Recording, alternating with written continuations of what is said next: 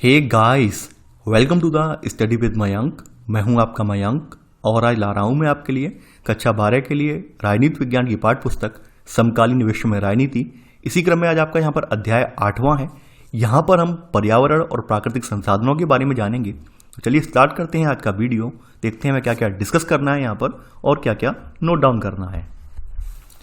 देखिए, आज का चैप्टर देख के कुछ लोग तो हैरत में पड़ गए होंगे और खास करके टाइटल देखकर कि पर्यावरण और प्राकृतिक संसाधन विश्व की राजनीति में कहां से आ गए, इन पॉलिटी में ये चीजें कहां से घुस आई। कुछ लोगों के माइंड में सबसे पहले क्वेश्चन ये आया होगा कि भाई ये तो जियोग्राफी की चीजें हैं, इन्वायरमेंट इकोलॉजी की चीजें हैं, यहाँ पर क्यों आ गई हैं। तो इस बात का जवाब अभी आपको मैं दूंगा, ये यहाँ पर क्यों आ गई हैं वो भी हम जानेंगे। देखिए, सबसे पहले बात करते हैं हम औद्योगिकरण के युग से बात करते हैं। यानी हमारे आधुनिक युग में आपने देखा होगा कि किस तरह से औद्योगिकरण हुआ है। औद्योगिकरण आपको पता है 1750 के दशक से स्टार्ट हो गया था और 1750 के दशक के बाद तमाम नई खोजें वगैरह हुई। उन खोजों के साथ साथ तमाम तरह के संसाधनों की आवश्यकता पड़ी, तो उसके लिए हमारे प्राकृतिक संसाधनों का अंधाधुंध दोहन किया गया। ये बात आप सब जानते हैं। इसकी वजह से कहीं ना कहीं पर्यावरण का एक संकट क्रिएट हो गया। ये बात भी आप जानते हैं, एक पर्यावरण संकट क्रिएट हुआ, ये बात भी आप जानते हैं। क्योंकि उस समय जो थे देश जो थे उतने ताकतवर नहीं थे, खास करके आपके एशिया वाले देश या फिर अफ्रीका कंट्री वाले देश ये इतने ज़्यादा ताकतवर नहीं थे। तो ऐसे में यहाँ पर औपनिवेशी शासक यहाँ पर आकर हमारे ऊपर राज करने लगे और हमारे यहाँ से भारी मात्रा में संसाधनों को लूट कर ले गए।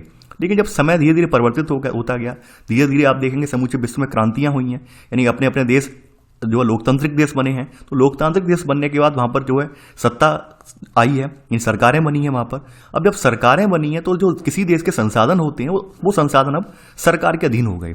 यानी आप समझ गए होंगे, यानी अब कोई देश जो है अब आज़ाद होने के बाद लोकतांत्रिक देश बना है, तो वहाँ पर लोकतांत्रिक देश के संसाधन जो है उन सरकारों के हाथ में आ गए हैं। यानी कि वो गवर्नमेंट जो है वो चाहेगी तो उसका जो है खनन करवाएगी, वो चाहेगी तो उसका पट्टा करवाएगी या फिर उसके लिए अनुमति देगी। यानी जो कुछ भी यहाँ पर प्राकृतिक संसाधन मौजूद है किसी भी देश में, मान लीजिए इंडिया में मौजूद हैं या फिर किसी भी देश में मौजूद हैं, तो उन संसाधनों पर वहाँ पर निगमन नियंत्रण का अधिकार जो होगा वो वहाँ की गवर्नमेंट का होगा, यानी सरकार का होगा। तो ऑब्वियस सी बात है कि हमारी राजनीति में अगर आप यहाँ पर थोड़ा सा अगर कोरिलेट करें तो आप ये पाएंगे कि भाई संसाधन है, संसाधन का मतलब क्या है कि प्रकृति से जुड़ी हुई चीजें हैं, उनका नियमन और निगमन यहाँ पर कौन कर रहा है, वो कर रही हैं सरकारें कर रही हैं। क्योंकि जो उनके भूमि क्षेत्र में या भू परिक्षेत्र में जो पड़ने वाले संसाधन है, ऑब्वियस सी बात है हर सरकार यही चाहती है कि हम कुछ ना कुछ इससे मुनाफा कमाएं, अपने आर्थिक तरक्की के लिए इन संसाधनों का प्रयोग करें। तो हर सरकार इनका दोहन करना चाहती है। तो दोहन करने से जो समस्याएं उत्पन्न हो गई हैं, तो उन समस्याओं को लेकर पूरा जो पर्यावरण हमारा जो संतुलन है बिगड़ गया है, तो उसको लेकर कोई एक व्यक्ति तो यहाँ आगे आएगा नहीं। यहाँ पर पर्यावरण जो संतुलन बिगड़ा हुआ है उसको ठीक करने के लिए हमें पूरी दुनिया के देशों से आह्वान करना पड़ेगा कि हम सब एक मंच पर आकर इकट्ठे हों और हमारे यहाँ जो जो हमने पर्यावरण को हानि पहुंचाई है, अब वो हानि हम इतनी ना पहुंचाएं जिससे कि पर्यावरण जो है रहने लायक बना रहे। तो ये सब बातें करने के लिए हमें क्या चाहिए होगा, एक अंतर्राष्ट्रीय संगठन की आवश्यकता होगी। यानी विश्व राजनीति में कहीं ना कहीं हमें मिलजुल कर आपस में जो है बातचीत करके इस समस्या का समाधान निकालना होगा। तो इस समाधान निकालने वाला तरीका जो है वो एक पॉलिटी का तरीका है, राजनीति का तरीका है।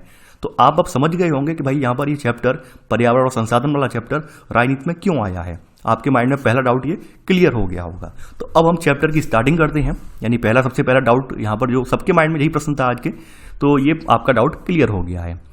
तो यहाँ पर आप देखेंगे, यानी हमने ये तो बता दिया कि आपका औद्योगिकरण जो है 18वीं दशक से स्टार्ट हो गया है, इन 1750 के दशक के बाद में स्टार्ट हो गया है, 18वीं सदी से स्टार्ट हो गया है, ये बात आपको पता है। तो यहाँ पर आप देखेंगे कि शुरुआत में तो जो औपनिवेशी देश हैं, खास करके पश्चिमी देश हैं, उन्होंने बहुत ज़्यादा संसाधनों का दोहन किया है। शुरुआत में किसी का ध्यान आपके पर्यावरण पर नहीं गया है। शुरुआत में सबको यही लगता था कि भाई जो हो रहा है वो बहुत जल्द वो कम हो जाएगा। लेकिन एक बाद में तो एक रिवाज बन गया, एक ट्रेंड बन गया कि कोई भी देश अपनी आर्थिक तरक्की का रास्ता तभी अख्तियार करेगा जब वहाँ के पर्यावरण वहाँ के संसाधनों का उचित प्रकार से प्रयोग करेगा। एक ट्रेंड बनेगा बाद में। तो जब ट्रेंड बन गया तो आप देखेंगे जो तीसरी दुनिया के देश हैं, तीसरी दुनिया के देश उन देशों को कहा जाता है जिन्होंने औपनिवेशी शासन से मुक्ति पाई है। तो खास करके उन देशों में भी भाई संसाधनों की होड़ मची। तो ऐसे में यहाँ पर कुछ जागरूक लोग भी निकल कर आए, क्योंकि तब तक तो पर्यावरण जो था आपका लगभग यहाँ पर आप देखेंगे 300 सालों के दौरान अच्छा खासा यहाँ पे खराब भी हो चुका था। तो यहाँ पर तमाम लोग निकल कर आए, सोशल एक्टिविस्ट निकल कर आए, यानी आपके जो पर्यावरण बचाने वाले हैं वो भी निकल कर आए। उन्होंने फिर डिमांड की कि दुनिया में कुछ ऐसा किया जाए ताकि पर्यावरण जो है वो मानव के रहने लायक बना रहे, क्योंकि मानव रहेगा तभी तो पृथ्वी का अस्तित्व होगा, खास करके किसी देश का अस्तित्व होगा। यानी मानव जब जिंदा रहेगा तभी तो किसी का अस्तित्व होगा। खास करके जो है स्वच्छ पर्यावरण के बारे में हमारा आर्टिकल 21 भी इस बात को कहता है। अगर आपने आर्टिकल 21 जो आपका जीवन और रक्षा का अधिकार वाला है, आपने पढ़ा है डिटेल में, तो आप जानते होंगे आर्टिकल 21 में भी स्वच्छ पर्यावरण की यहाँ पर अगुवाई की गई है, पैरवी की गई है। तो आप समझ सकते हैं कि पर्यावरण किसी देश के लिए, किसी देश के नागरिक के लिए बहुत ही ज़्यादा इंपॉर्टेंट चीज़ है यहाँ पर। तो इसलिए वैश्विक मंच पर हमें आज ये टॉपिक यहाँ पर उठाना पड़ रहा है। ठीक है, तो हम यहाँ पर ये देखेंगे। अब अगर हम आज के परिवेश की बात करें तो आज के परिवेश में आप कुछ चीज़ें देखते होंगे अपने इर्द गिर्द। जैसे आप देख रहे हैं लगातार जो कृषि योग्य भूमि थी उसमें अब कोई बढ़ोतरी तो हो नहीं रही है, यानी लगातार जनसंख्या बढ़ रही है, कृषि योग्य भूमि जो है वो तो उतनी की उतनी है, अब कम और होती जा रही है क्योंकि जनसंख्या का दबाव भी है। साथ ही साथ आपके जलाशय वगैरह हैं, ये भी इनकी जलराशि दूषित होती जा रही है। लगातार आपके जो औद्योगिक क्रियाकलाप हैं वो ये जलराशि को दूषित कर रहे हैं। मत्स्य भंडार वगैरह जो है हमारे कम हो रहे हैं। वहीं आपकी जो यूएन की ह्यूमन डेवलपमेंट रिपोर्ट है, मानव विकास रिपोर्ट है 2016 की, ये कहती है कि भाई 2016 तक यहाँ पर 66.3% जो करोड़ जनता है इसको स्वच्छ जल उपलब्ध नहीं होता है। यानी इसका मानना यह है कि विकासशील देशों में लगभग 66.5 करोड़ लोग ऐसे हैं जिनको फ्रेश ड्रिंकिंग वाटर अवेलेबल नहीं होता है। तो ऐसा इसका मानना है। ये भी बताया है कि भाई यहाँ पर बहुत से ज़्यादा बच्चे जो है मारे जाते हैं। इसके अलावा यहाँ पर जो पर्यावरण को दोहन करने की वजह से पर्यावरण को जो नुकसान पहुंचा है उसकी वजह से हमारे पूरा पर्यावरण का संतुलन बिगड़ गया है। खास करके जल चक्र वगैरह जो हमारा था, ये वर्षा वगैरह का जो जल चक्र था वो भी यहाँ पर बिगड़ गया है। तमाम हमारी जो जैव प्रजातियां थी वो भी नष्ट हो गई हैं, आज हमें वो देखने को नहीं मिलती हैं। तो ये सब मुद्दे यहाँ पर उठाए गए हैं। ओजोन परत, ओजोन के बारे में जानते होंगे।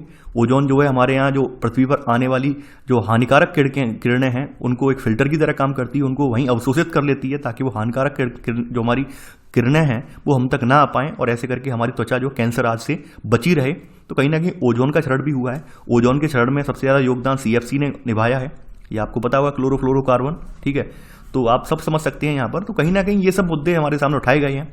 साथ ही साथ आज के समय में आप देख रहे होंगे अंतर्राष्ट्रीय व्यापार इतना बड़े पैमाने पर हो रहा है कि पूरे जो समुद्र तटीय इलाके हैं लगभग सभी दूषित हो चुके हैं। ये बात आप भी जानते हैं। यानी कि आज हमारा जो पूरा व्यापार है वो इसी के माध्यम से होता है। पूरी दुनिया आज इसी पर ही टिकी हुई है, हमारे समुद्री व्यापार पर टिकी हुई है। तो पूरी दुनिया में कहीं ना कहीं बहस जारी है कि भाई कैसे करके इन्हें ठीक किया जाए, कैसे करके इन्हें जो है हम जो है पहले की तरह रिस्टोर करें चीज़ों को। तो यहाँ पर हम वही सब चीज़ें जो है राजनीतिक रूप से उठाएंगे। अब यहाँ पर अगर आप लोग कुछ चीज़ें सोचें तो कुछ चीज़ों को सोचने में आपको ये लग सकता है कि भाई ये जो घटनाएं ऊपर घटित हुई हैं, मान लीजिए ज़मीन कम पड़ रही है या फिर जो हमारी जो जैव विविधता है वो नष्ट हो रही है या फिर जल चक्र नष्ट हो रहा है, जल चक्र जो है हमारा सुचारू रूप से नहीं चल रहा है या और भी समस्याएं हैं, वो तो नैसर्गिक हो सकती हैं। यानी आप ये मान सकते हैं कि ये घटनाएं नेचुरल हो सकती हैं, प्राकृतिक हो सकती हैं। लेकिन यार यहाँ पर अगर हम देखें, यहाँ पर अगर हम डिटेल में इसे देखें तो यहाँ पर ये इनकी जो प्रकृति को प्राकृतिक बिल्कुल नहीं है, क्योंकि कहीं ना कहीं प्रकृति में इतना ज़्यादा नुकसान नहीं हुआ है जितना मानव ने उसमें हस्तक्षेप करके किया है। इसलिए ये मुद्दा कहीं ना कहीं भूगोल से ज़्यादा राजनीतिक विज्ञान का विषय बन जाता है। तो यहाँ पर हमें सोचना होगा इसके बारे में। और ये हमने आपको पहले ही बताया था, कोई किसी एक सरकार में यहाँ पर इतनी ज़्यादा ताकत नहीं होती है कि वो अकेले से कर पाए। तो इसके लिए हमें ये पूरा विश्व के मंच के सामने मुद्दा रखना होता है। तो इसलिए ये विश्व राजनीति का हिस्सा बन जाता है। अब यहाँ पर विश्व राजनीति में हम यही चर्चा करेंगे कि भाई इस पर रोक लगाने के उपाय करने की जिम्मेदारी कौन करेगा, खास करके प्राकृतिक संसाधन है उसका, उन पर हक किनका होगा। तो इन सब बातों पर हम यहाँ पर चर्चा करेंगे। सबसे पहले बात करते हैं यहाँ पर, देखिए ये आपकी जो यहाँ पर ये पर्यावरण वाली चिंतन वाली अवधारणा है, ये सबसे पहले कहाँ से स्टार्ट हुई है? ये 1960 के बाद ये देखने को मिला है। यानी 1960 के बाद जो आपके तमाम लोग हैं, तमाम जो पर्यावरण जागरूक करता है, उनके माइंड में ये बात आई कि हमारा पर्यावरण कहीं ना कहीं बहुत ज़्यादा दूषित होता जा रहा है और हमारे लिए कहीं ना कहीं एक खतरे का विषय है, पूरी मानव सभ्यता के लिए खतरे का विषय है। तो ऐसे करके यहाँ पर आप देखेंगे तो यहाँ पर एक समूह था वैश्विक मामलों में, इसके बारे में आप ज्योग्राफी में भी लिख चुके हैं। एक समूह है, विद्वत समूह है, ये क्लब ऑफ रोम के नाम से है। इसने 1972 में एक किताब निकाली, एक शीर्षक वाली पुस्तक प्रकाशित की जिसका नाम था लिमिट्स टू ग्रोथ। ठीक है, एक पुस्तक प्रकाशित की। तो इस पुस्तक के जरिए इसने पूरी दुनिया को इस बात के लिए चेताया कि भाई कि बढ़ती जनसंख्या से हमारे क्या हो रहा है, प्राकृतिक संसाधनों का यहाँ पर हमारा विनाश हो रहा है। और कहीं ना कहीं ये एक अंदेशे की एक बड़ी बखूबी बता रही थी किताब ये। तो ऐसे करके जब ये किताब आई है, किताब पब्लिश हुई है, उसके बाद पूरी दुनिया में कहीं ना कहीं बहस छिड़ गई है। हर जगह डिबेट स्टार्ट हो गई है कि भाई पर्यावरण के प्रति हमें कैसे सचेत हुआ जाए, पर्यावरण का दोहन हम कैसे रोकें, कैसे आने वाली दुनिया हमारे बच्चों के लिए सुरक्षित रहे। तो ये सब बातें, ये सब चर्चे, ये मुद्दे स्टार्ट हो गए हैं। अब यहाँ पर इसमें देखते हैं भाई यूएन ने क्या भूमिका निभाई है। तो भाई यूएन ने यहाँ पर आप देखेंगे, यूएन ने जब ये बहस स्टार्ट हुई है तो यूएनईपी बनाया गया है। यानी कि जो आपका संयुक्त राष्ट्र संघ पर्यावरण कार्यक्रम है, ये इसका गठन किया गया, संगठन का निर्माण किया गया। रीजन यही था कि भाई यहाँ पर जो पर्यावरण से जुड़ी हुई जो आपकी समस्याएं हैं उनका डिटेल में अध्ययन किया जाए और सॉल्यूशन बताया जाए कि भाई किस तरह से इनका निदान करना है। तो इस तरह से आप देखेंगे यहाँ पर ये संस्थाएं वगैरह बनी हैं। सबसे इंपॉर्टेंट कदम यहाँ पर रहा है 1992 का यहाँ पर पृथ्वी सम्मेलन, यानी इसे हम अर्थ समिट के नाम से जानते हैं। तो ये सम्मेलन 1992 में कहाँ पर हुआ था? ये संयुक्त राष्ट्र का पर्यावरण और विकास के मुद्दे पर एक सम्मेलन था। ये ब्राजील के रियो डे जेनेरियो में हुआ था और इसे हम किस नाम से जानते हैं? इसे हम अर्थ समिट यानी पृथ्वी सम्मेलन के नाम से जानते हैं। यहाँ पर लगभग 170 देशों ने हिस्सा लिया था इसमें और 170 देशों ने यहाँ पर अपनी अपनी जो है बात रखी है। तो यहाँ पर इससे पहले एक रिपोर्ट जारी हो चुकी थी, इससे पहले एक रिपोर्ट यहाँ पर जारी हुई थी, इसका नाम था यहाँ पर, देखिए इसके बारे में आप पहले भी पढ़ चुके हैं। ये रिपोर्ट आपकी जो बोली जाती है बर्टलैंड रिपोर्ट, और इस रिपोर्ट का शीर्षक यहाँ पर ये था अवर कॉमन फीचर्स। ये 1987 में आई थी।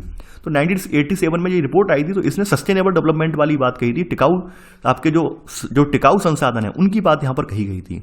तो यहाँ पर 1992 का जो सम्मेलन हुआ है उस सम्मेलन में 1987 की जो बर्टलैंड रिपोर्ट है इसको आधार बनाया गया है 1992 वाले सम्मेलन में, ठीक है। और इस रिपोर्ट को लेकर ही यहाँ पर बहस हुई है। यहाँ पर वही बात हुई है कि भाई जो हमारे अभी आर्थिक विकास के जो भी हमारे तौर तरीके हैं वो टिकाऊ साबित नहीं है। यहाँ पर इस रिपोर्ट में यही कहा गया था। टिकाऊ का मतलब क्या है? टिकाऊ का मतलब ये होता है कि आज हम जो संसाधन यूज कर रहे हैं कहीं ना कहीं उनकी पूर्ति इतनी जल्दी होने वाली नहीं है। खास करके पेट्रोलियम संसाधन है, क्योंकि आपको पता है पेट्रोलियम संसाधन जो है वो लाखों वर्षों की प्रक्रिया के फलस्वरूप बने हैं, एकदम तो बने ही नहीं है। कोयला वाले संसाधन है वो भी लाखों वर्षों की प्रक्रिया के फलस्वरूप बने हैं और यानी कि इनके पुनर्भरण में यानी कि दोबारा इनको तैयार होने में लाखों सालों का समय लग जाएगा। एक बार आज अगर हम खत्म कर देते हैं तो ये लाखों साल बाद बनेंगे और शायद हमारे आने वाली जो पीढ़ियां हैं उनको देखने को भी ना मिल पाए।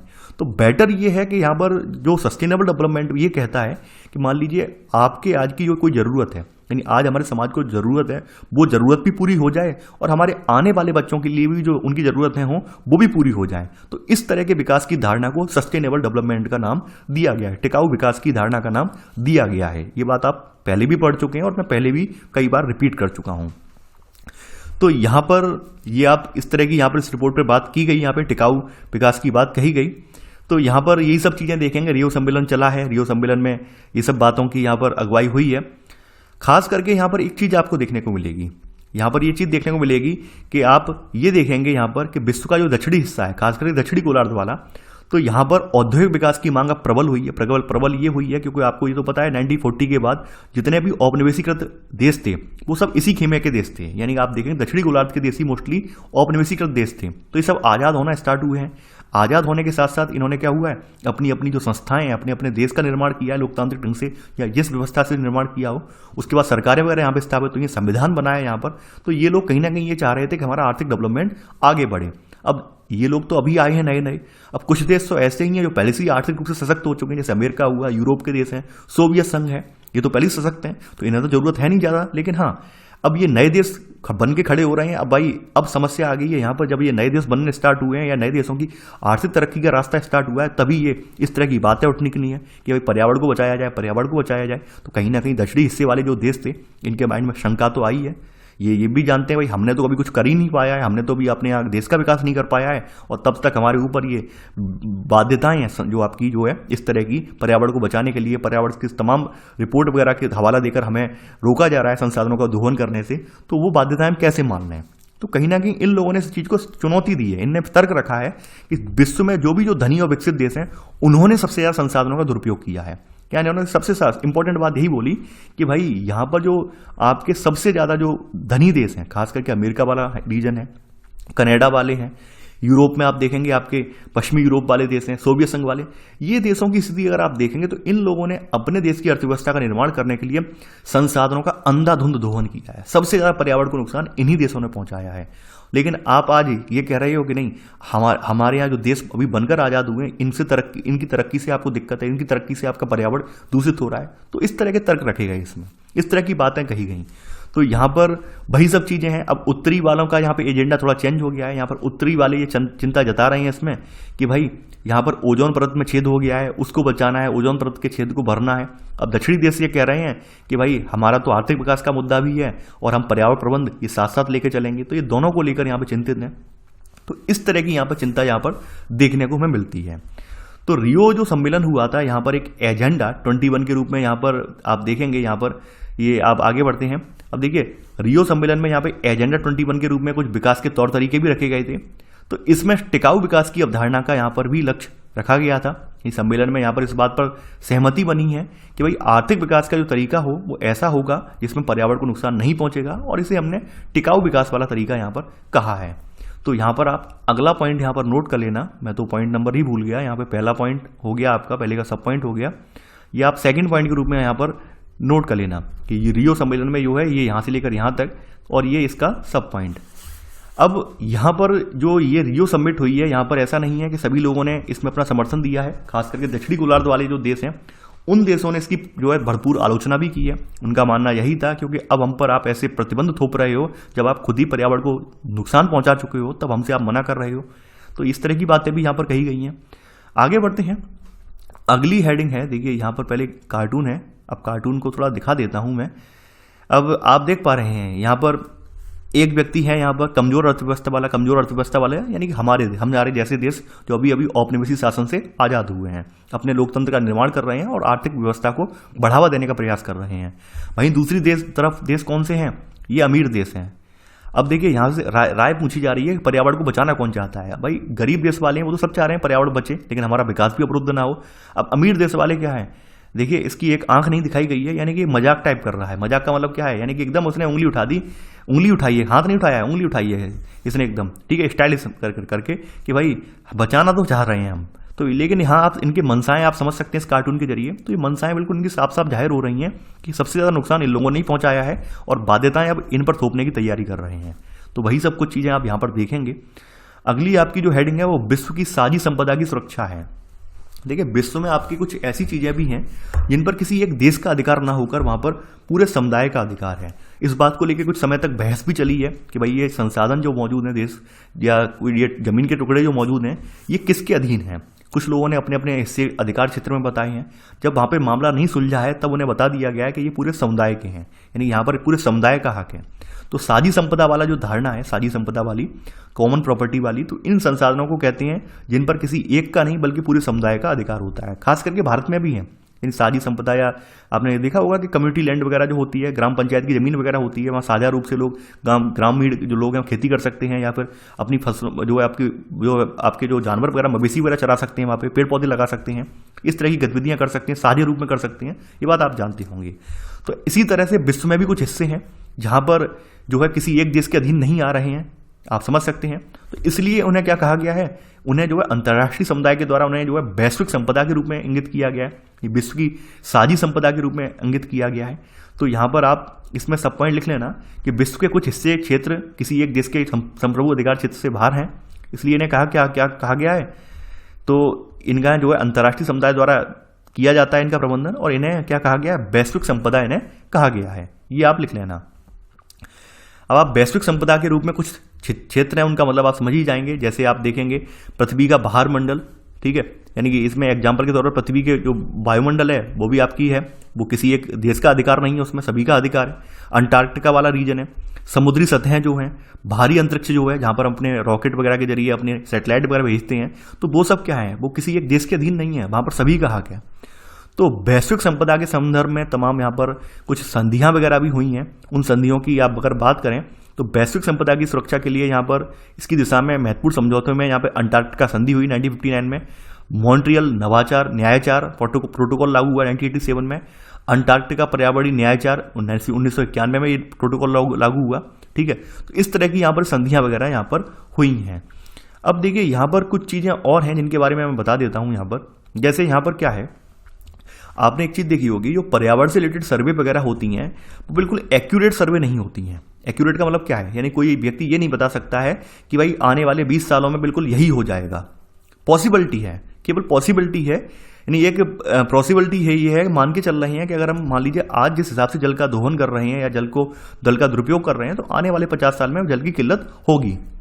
अब लेकिन यहाँ पर बहुत सारे फैक्टर भी इंपॉर्टेंट है। फैक्टर ये इंपॉर्टेंट है, ये केवल एक चीज़ पर निर्भर नहीं करता है। जल की अनुपलब्धता की बात कही जा रही है, जल की कमी की बात कही जा रही है, वो किसी एक पर निर्भर नहीं करती। यानी हमारे जल दोहन करने से केवल जल कम नहीं होगा, ये भी हो सकता है वर्षा कम हो जाए, मान लीजिए वर्षा का जो सीजन है वो चेंज हो जाए, यानी वर्षा पहले अच्छी खासी होती थी अब नहीं हो रही हो। जैसे एग्जाम्पल मैं दे सकता हूँ आपके सामने, आपको पता होगा सिंधु घाटी सभ्यता के विनाश का कारण जो पर्यावरणविद मानते हैं वो यही मानते हैं, जो वर्षा का पैटर्न है वो चेंज हो गया था, जलवायु चेंज हो गई थी। जलवायु चेंज होने की वजह से उस क्षेत्र में वर्षा होना बंद हो गई और इस वजह से पूरी की पूरी सभ्यता का विनाश हो गया।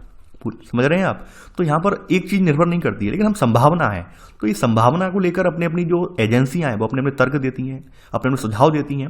तो ये वही बात है कि भाई पारिस्थितिकी से जुड़ा हुआ ये तथ्य जो है ये अपुष्ट वैज्ञानिक साक्ष्यों और समय सीमा को लेकर इनमें मतभेद होता है। यानी कि यहाँ पर कोई एक्यूरेट रूप से नहीं कह सकती संस्था कि भाई ये हो ही जाएगा या 20 साल में ये चीज बिल्कुल ऐसी ही होगी, कोई स्पष्ट रूप से नहीं कह सकता, एक अनुमान लगाया जाता है। तो ऐसे में यहाँ पर एक सर्वसामान्य पर्यावरणीय एजेंडा सहमत कायम करना एक मुश्किल हो जाता है, क्योंकि एक्यूरेट तो है नहीं। तो ऐसे में सबको मनाना, सबको साथ में लाना एक मुश्किल हो जाता है। अब जैसे 1980 में आपने देखा होगा, 1980 के दशक में यहाँ पर ओजोन में छेद जब दिखाई दे गया, ओजोन में छेद का पता लगा लिया गया, तो पूरी दुनिया भर में ओजोन के छेद को लेकर यहाँ पे चर्चाएं स्टार्ट हुई। मॉन्ट्रियल प्रोटोकॉल आप जानते होंगे, इसी से संबंधित है। तो इसको लेकर यहाँ पर तमाम लोग आगे भी निकल कर आए कि भाई कैसे हमें ओजोन क्षेत्र को भरना है। अब देखिए एक जगह आप देख सकते हैं, एक फोटो पहले देख लीजिए। यहाँ पर आप देख रहे हैं ये यहाँ पर घाटी है, घाटी में पूरे लोग अपने मवेशियों के साथ यहाँ पर हैं। अब ये फोटो जो है आपकी, ये है आपकी 1970 की। यहाँ पर अफ्रीका के सबसे बड़ी विपदा यहाँ पर क्या है? अनावृष्टि है, यानी भूमि जो है वो उपजाऊपन खत्म हो रहा है, लगभग सभी जमीनें बंजर होती जा रही हैं, उनमें दरार पड़ रही है। रीजन क्या है? रीजन क्या है? जो यहाँ पर पर्यावरण है उसमें परिवर्तन आया है, इस वजह से यहाँ पे वर्षा का जो चक्र है वो प्रभावित हुआ है और वर्षा यहाँ पर हो नहीं रही है। तो कहीं ना कहीं ये व्यक्ति यहाँ पर जो निवास करने वाले व्यक्ति हैं, पहले खेती वगैरह पर इनकी आजीविका चल रही थी, अब इन्हें वहां से विस्थापित होना पड़ रहा है। तो अब इन्हें क्या नाम दिया गया? इन्हें पर्यावरणीय शरणार्थी का नाम दिया गया है। ठीक है, तो यानी कि आप जान रहे होंगे कहीं नए इलाकों की तलाश में निकल पड़े हैं, तो उन्हीं का ये चित्र है आपके सामने। तो आपने एक चित्र यहाँ पर देख लिया। अब ऊपर बात कर लेते हैं अंटार्कटिका। वास्तव में अंटार्कटिका वाला जो दक्षिणी गोलार्ध में रीजन है ये है किसका? अंटार्कटिका की जो बात कही जाती है ये है किसका? ठीक है, अंटार्कटिका, देखिए अंटार्कटिका आप डाल लेना अंटार्कटिका के बारे में। अंटार्कटिका जो है आपका ये पूरा महादेश, इसका इलाका जो है 1,40,00,000 वर्ग किलोमीटर में फैला हुआ है और विश्व के निर्जन क्षेत्र का जो है ये 26% हिस्सा इसी महादेश के अंतर्गत आता है। यानी विश्व में जितने भी निर्जन इलाके हैं उसका अकेला 26% ये ऑक्यूपाई करता है, ये आप समझ लीजिए। खास करके अगर हम बात करें पूरी दुनिया में, पूरी धरती पर जितनी बर्फ पाई जाती है उस बर्फ का 90% यहाँ पर पाया जाता है। समझ रहे हैं आप? यानी पूरी दुनिया में जितने भी हिमखंड जमे हुए हैं पूरे आपके विश्व में, उसके 90% हिमखंड आपके केवल अंटार्कटिका में जमे हुए हैं। वहीं अगर स्वच्छ जल की बात करें, आपको पता है स्वच्छ जल हमारे पास ज़्यादा नहीं है, पॉइंट्स में ही है, 0.003% के करीब है हमारे यहाँ स्वच्छ पीने लायक जल। तो पीने वाले जल का यहाँ पर 70% हिस्सा मौजूद है। ध्यान देना, पीने वाले जल का यहाँ पर 70% हिस्सा यहाँ पर इन बर्फ वाले जो सैलों में मौजूद है। इसके अलावा जो अंटार्कटिका है, अंटार्कटिका महादेश का जो विस्तार है वो समुद्र में भी विस्तार है। इसका जो 3,60,00,000 वर्ग किलोमीटर अतिरिक्त विस्तार समुद्र में भी है। यहाँ पर समुद्री इसका जो तंत्र है, देखिए यहाँ पर और कुछ चीजें तो उगती नहीं है। यहाँ पर आपकी जो इसका वनस्पति तंत्र है बिल्कुल यहाँ पर शून्य है, कुछ भी नहीं उगता है। लेकिन समुद्री तंत्र यहाँ पर थोड़ा अच्छा खासा है। समुद्री तंत्र में यहाँ पर तमाम तरह की चीजें आपको देखने को मिल जाएंगी। तो वही बताया गया है कि भाई यहाँ पर समुद्री तंत्र यहाँ पर उर्वर है। यहाँ पर आप देख सकते हैं इसमें कुछ पादप वगैरह यहाँ उगते हैं, शैवाल, कवक, लाइकेन वगैरह। इसके अलावा स्तनधारी जीव भी यहाँ पाए जाते हैं। आपने देखा होगा जो आपकी युवा सील मछली है या फिर पेंगुइन वगैरह हैं, ठीक है, ये सब यहाँ देखने को मिलेंगे। तो ये सब चीजें यहाँ पर आपको देखने को मिलेंगी यहाँ पर। इसके अलावा यहाँ पर एक मछली है जो कि यहाँ पर पाई जाती है, अच्छी खासी पाई जाती है, जिसका नाम है क्रिल मछली। ठीक है, यहाँ पर क्रिल मछली भी शामिल है जो समुद्री श्रृंखला में आहार है। ठीक है, तो ये आप समझ सकते हैं यहाँ पर ये जीव पाए जाते हैं। और क्रिल का आप नाम ध्यान रखना, क्रिल के बारे में पूछा गया है, क्रिल मछली के बारे में पूछा गया है। ये अंटार्कटिका में पाई जाती है क्रिल मछली। तो ऐसे करके है। देखिए इसके बारे में शुरुआत में तमाम देशों ने इस पर दावा किया अपना कि भाई ये हमारे अधिकार क्षेत्र में आएगा, ये हमारे अधिकार क्षेत्र में आएगा। खास करके ब्रिटेन वालों ने, अर्जेंटीना वालों ने, Chile, Norway, France, Australia, New Zealand, इन सब ने इन पर अपना एक वैधानिक दावा किया। लेकिन बाद में निष्कर्ष ये निकल कर आया, तमाम देशों ने मिलकर निष्कर्ष निकाला, क्योंकि वीरान निर्जन प्रदेश है, यहाँ पे कुछ उगता नहीं है, तो बेटर ये है कि यहाँ पे दावा करने से बेटर ये है कि हम सभी देशों की एक कॉमन संपदा बना लें, विश्व की एक साझी संपदा बना लें, ताकि यहाँ पर प्रॉपर रूप से रिसर्च वगैरह हो पाए। रिसर्च होने का मतलब क्या है? रिसर्च जितनी ज़्यादा यहाँ पर होंगी उतना हमें ये पता चल पाएगा पर्यावरण में परिवर्तन के बारे में, जलवायु में परिवर्तन के बारे में, किस तरह से हमारी दुनिया में बदलाव आ रहे हैं। तो इसका एक लाभ भी मिला। आज आप देखेंगे यहाँ पर विभिन्न देशों के अपने अपने जो वैज्ञानिक रिसर्च सेंटर हैं खुले हुए हैं। भारत के भी वैज्ञानिक रिसर्च सेंटर यहाँ पे मौजूद हैं। अच्छा, कमेंट में आपको नाम बताने हैं कि वर्तमान में भारत के कौन कौन से रिसर्च सेंटर यहाँ पर बने हुए हैं, उनके नाम आप कमेंट में बताएंगे। गूगल से सर्च करके आप बताएंगे, चाहे बेशक गूगल से सर्च करके बताएं, लेकिन आपको पता होना चाहिए कि भारत के कौन कौन से केंद्र यहाँ पर स्थापित किए गए हैं, जिनके जरिए भारतीय वैज्ञानिक यहाँ पर वैज्ञानिक रिसर्च करते हैं। ठीक है, सबका टारगेट वही है, एक ही यहाँ पर लक्ष्य है सबका, क्या करना है, यहाँ पर हमें जो आपका पर्यावरण है उसका अध्ययन करना है। तो ये सब चीजें हैं। ठीक है, आगे बढ़ते हैं। यहाँ पर ये आपने देख लिया, टॉपिक कवर हो गया आपका। अब अगली हेडिंग है साझी परंतु अलग अलग जिम्मेदारियां। भाई साझी लेकिन अलग अलग जिम्मेदारियां हैं। साझे रूप में तो चीजें हैं, लेकिन उनकी जिम्मेदारियां यहाँ पर अलग अलग हैं। अब देखिए यहाँ पर जो आपके उत्तर वाले देश हैं, उत्तर में कौन कौन से देश आते हैं उत्तरी गोलार्ध में आपके, खास करके अमेरिका ताकतवर है आपका, सोवियत संघ ताकतवर है आपका, ब्रिटेन वाले यानी कि आपके पश्चिमी यूरोप वाले देश ताकतवर हैं, कनाडा वाला ताकतवर है। तो ये देश ये चाहते हैं कि भाई पर्यावरण बचाने वाली मुहिम में सभी की भूमिका यहाँ पर बराबर हो, लेकिन ये हो नहीं सकता है। क्यों नहीं हो सकता है? कि पर्यावरण को नुकसान सबसे ज्यादा इन्हीं देशों ने पहुंचाया है, नीचे वाले देशों ने तो पहुंचाया ही नहीं, बहुत ना के बराबर पहुंचाया है। और नीचे वाले देशों का अगर कंपेयर भी करें तो आज भी बोल नीचे वाले देश यानी हम जैसे भारतीय देश भी बहुत कम नुकसान पहुंचा पा रहे हैं, जबकि ये लोग तो अंधाधुंध नुकसान आज भी पहुंचा रहे हैं। और ये दबाव हम पे डाल रहे हैं कि आप पूरा सहयोग करो, हर देश की बराबर जिम्मेदारी बने। ये यहाँ पर हम पर ये दबाव डाल रहे हैं, ये आप देख पा रहे हैं इनकी स्थिति ये। ठीक है, तो यहाँ पर आप वही देखेंगे, यानी कि यहाँ पर आप देखेंगे कि भाई विकसित देशों ने, यहाँ पर जो विकासशील देश हैं, विकासशील देशों ने अपना डिफेंड करते हुए तर्क यही दिया है कि सबसे ज्यादा नुकसान किसने पहुंचाया है, विकसित देशों ने। ये बात आप भी जानते हैं। तो ये विकासशील देश ये कह रहे हैं कि भाई नुकसान की भरपाई सबसे पहले इन्हीं से की जाए। किनसे? विकसित देशों से, खासकर अमेरिका और पश्चिमी यूरोप के देश हैं, इनसे भरपाई की जाए। अब चूंकि विकासशील देशों में विकास की अवधारणा, आर्थिक जो विकास है वो उसने अभी गति पकड़ी है, तो वहां पर ऐसे प्रतिबंध थोप देना वहां पर बिल्कुल जायज नहीं है। ऑब्वियसली बात है, बिल्कुल जायज है नहीं। तो वहां पर उन्हें क्या करना है, उन्हें पर्याप्त छूट भी दी जाए ताकि वो अपना आर्थिक विकास भी कर पाएं और पर्यावरण का जो प्रबंध है वो भी कर पाएं। तो यहाँ पर वही सब चीजें हैं लिखी गई हैं। ठीक है, तो यहाँ पर वही कहा गया है कि भाई प्रतिबंध वगैरह की बात है वो आप विकसित देशों पर लगाएं, विकासशील देशों पर नहीं। विकासशील देशों की जो विशिष्ट जरूरतें हैं उनका ध्यान रखा जाए। तो यहाँ पर वही चीज यहाँ पर दोहराई गई है, किसमें? 1992 में। 1992 में पृथ्वी सम्मेलन जो हुआ है उसमें यह तर्क बिल्कुल मान लिया गया है कि भाई साझी परंतु अलग अलग जिम्मेदारियां का सिद्धांत। मतलब क्या है? मतलब यही है कि भाई हर किसी का दायित्व यहाँ पे समान नहीं होगा। पर्यावरण को बचाने के लिए हर किसी पर हम एक जैसी बाध्यताएं नहीं थोप सकते हैं। मान लीजिए अमेरिका से हमने कह दिया कि आपको कार्बन एमिशन है इतना % कम करना है। अब ये जरूरी नहीं है कि अमेरिका में जितना कार्बन का दोहन उत्सर्जन होता हो उतना इंडिया में भी होता हो। अगर आप प्रति व्यक्ति इंडिया का निकालेंगे कार्बन उत्सर्जन तो बहुत कम है, अमेरिका का हमारी तुलना में लगभग 3 गुना या 4 गुना ज्यादा है। ठीक है, तो अब हम अमेरिका जैसी प्रतिबंध जो हमारी यहाँ प्रतिबंध भारत पर भी लगा दें तो ऑब्वियसली बात है भारत में आर्थिक विकास भी अवरुद्ध होगा। तो ये बात यहाँ पर इन्होंने स्वीकार की है, खास करके 1992 के रियो जेनेरियो सम्मेलन में ये बात स्वीकार भी की गई है। यहाँ पर आप देख पा रहे हैं यहाँ पर। ठीक है, तो यहाँ पर वही सब चीजें बताई गई हैं और वही सब चीजें कही गई हैं। तो यहाँ पर जो है आप देखेंगे विकसित देशों के समाजों का जो वैश्विक पर्यावरण पर दबाव ज्यादा रहा है।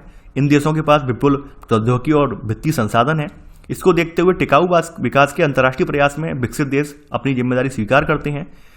देखिए टिकाऊ विकास वाली जो अवधारणा है, टिकाऊ विकास वाली अवधारणा में नए परंपरागत साधनों से हटकर नए संसाधनों का प्रयोग करना है जो कि पर्यावरण के लिए हितकारी हों।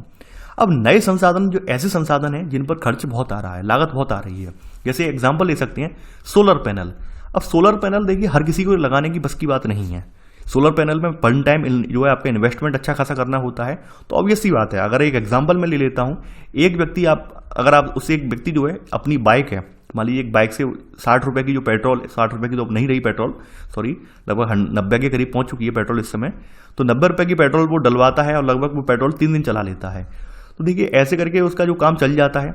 अब वही उस व्यक्ति से ये कह दिया जाए कि आप अपनी गाड़ी जो है पेट्रोल या डीजल वाली गाड़ी हटाकर आप क्या कर लीजिए, आप इलेक्ट्रिक कार ले लीजिए। अब इलेक्ट्रिक कार का क्या है, मेंटेनेंस बहुत है, क्योंकि बैटरी वगैरह इंस्टॉलमेंट में सबसे ज़्यादा जो इंस्टॉलिंग करवाने में बहुत चार्जेस लगता है। बैटरी जब बदली जाती हैं तो पैसे बहुत लगते हैं, यानी कि लाखों रुपए में बैटरी बदली जाती हैं।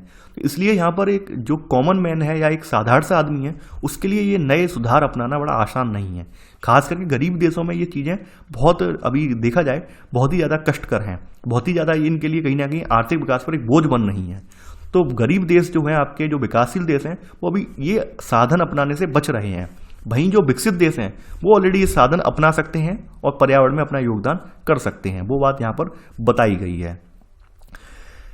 देखिए आगे बढ़ते हैं यहाँ पर। इसके अलावा यहाँ पर जलवायु परिवर्तन से संबंधित यहाँ पर एक आगे चलकर यहाँ पर एक UNFCCC करके जो है वो अपनाया गया है, फ्रेमवर्क अपनाया गया है, उसके बारे में हम यहाँ जानेंगे। यहाँ पर जो जलवायु के परिवर्तन से संबंधित ये फ्रेमवर्क है, यानी जिसका नाम है United Nations framework convention on climate change, ये भी यहाँ पर कहा गया है। तो ये फ्रेमवर्क जो होता है ये इसी का जो आपकी रियो डी जेनेरियो में संधि जो आपके जो सम्मेलन हुआ है, अर्थ समिट हुआ है, तो अर्थ समिट में ही ये वाला जो है यहाँ पर अपनाया गया है। ये आपका ये कन्वेंशन जो आपका जो है समझौता ये वाला अपनाया गया है। इसमें करना क्या है, इस समझौते के तहत करना क्या है, इसमें करना ये है कि हमें ग्रीन हाउस गैसेस को कम करना है। जो आपकी ग्रीन हाउस गैसेस हैं यानी ग्लोबल वार्मिंग बढ़ाने में इनकी भूमिका ज़्यादा होती है, इनका उत्सर्जन कम करना है, ग्रीन हाउस इफेक्ट को हमें कम करना है, इसलिए ये कन्वेंशन अपनाया गया है। ठीक है, तो यहाँ पर वही सब चीज़ है, यानी कि यहाँ पर वही लिखा गया है कि इस बात पर सहमति है यहाँ पर कि ऐतिहासिक रूप से मौजूदा समय में ग्रीन हाउस के उत्सर्जन को सभी देश यहाँ पर कम करेंगे। ठीक है, और खास करके जो विकासशील देश हैं उनके लिए जो प्रतिबद्धताएं हैं उन्हें कम की गई हैं, क्योंकि यहाँ पर हमारे यहाँ विकासशील देशों में प्रति व्यक्ति उत्सर्जन कम है। तो इसी वजह से जो क्योटो प्रोटोकॉल बाद में हुआ है 1997 में, तो क्योटो प्रोटोकॉल की बाध्यताओं से हम बाहर रखे गए हैं। ये बात यहाँ पर निकलकर सामने आ रही है। यानी आप समझ गए होंगे कि भाई यहाँ पर ये सब चीज़ें क्यों रखी गई हैं, क्या रखा गया। थोड़ा सा UNFCCC के बारे में बता देता हूँ। देखिए UNFCCC जो आपका जो है आपका लिख दे रहा हूँ यहाँ पर, ये जो है एक अंतर्राष्ट्रीय समझौता है। उद्देश्य क्या है, ग्रीन हाउस गैसों का उत्सर्जन कम करना, यानी जो ग्रीन हाउस गैसेस हैं इनका उत्सर्जन यहाँ पर कम करना। पहली बात ये जान लीजिए। दूसरी बात है ये समझौता कब यहाँ पर किया गया है, कब ये किया गया है, ये किया गया है जो अर्थ समिट हुई थी आपकी यहाँ पर, ठीक है, पृथ्वी सम्मेलन जो हुआ है, तो उसी में ये समझौता यहाँ पर 1992 में किया गया है। लागू कब से हुआ है ये भी बता दे रहा हूँ मैं। ये यहाँ पर ये सबके इस पर हस्ताक्षर होने के बाद ये समझौता जो प्रभावी हुआ है वो 21 मार्च 1994 से प्रभावी हुआ है। 21 मार्च 1994 से ये प्रभाव में आया है। इसकी जो बैठकें होती हैं, देखिए इसकी बैठकों को यहाँ पर वार्षिक बैठकें जो इसकी होती हैं उन्हें COP का नाम दिया जाता है। COP का मतलब आप समझ रहे हैं, कॉन्फ्रेंस ऑफ पार्टीज।